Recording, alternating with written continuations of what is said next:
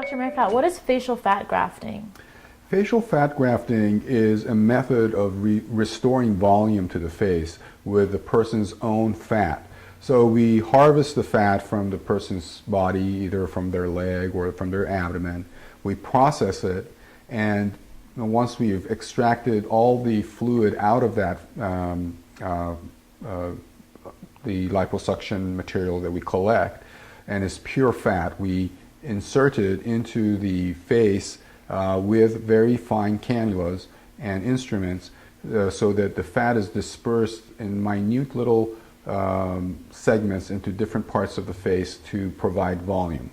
When we do this, it gives the person a more youthful look. We can sort of sculpt the face in a way to sort of replenish the face where it's lost its youthful volume. Who's a good candidate for this procedure? The best candidates are people who have lost the fullness of their face with aging.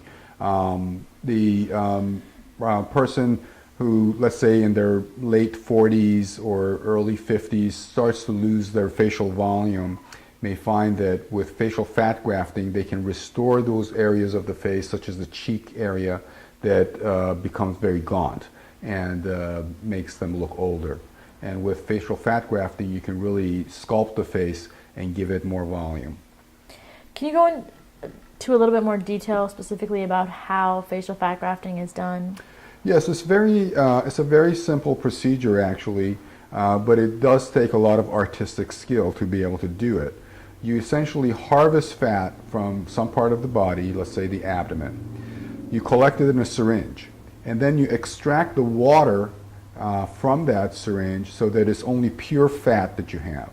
Then with very fine instruments, you put this fat back in the face, and you do it with multiple little passes so that there's no section of the face that receives a big glob of fat. So it's all little tiny little particles of fat that are being placed in different parts of the face, and in order to sculpt it and make it look nicer. How long is the recovery for facial fat grafting? The recovery is a little bit longer than other tissue fillers. I would say that it takes about 10 days to 2 weeks for the swelling of the face to go away.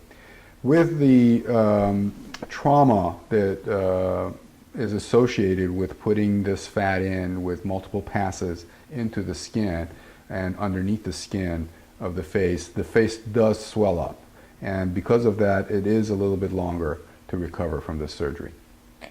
And what should an individual look out for when looking to receive facial fat grafting? The main thing is to, first of all, not to overdo it, because you do not want to overdo the fat grafting. You do not want to overcorrect. You have to take it a step at a time, do it in small increments, and to make sure that whatever you're putting in is exactly what you want and nothing more.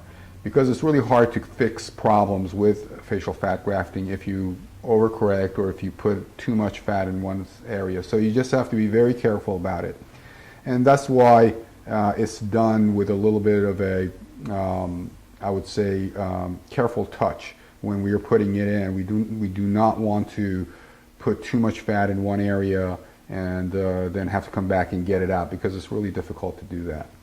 You mentioned that this is kind of one of the more extensive recoveries of the facial procedures. How long is it before a person can get back into their normal routine? I would say that they can probably get back to work within a week or 10 days.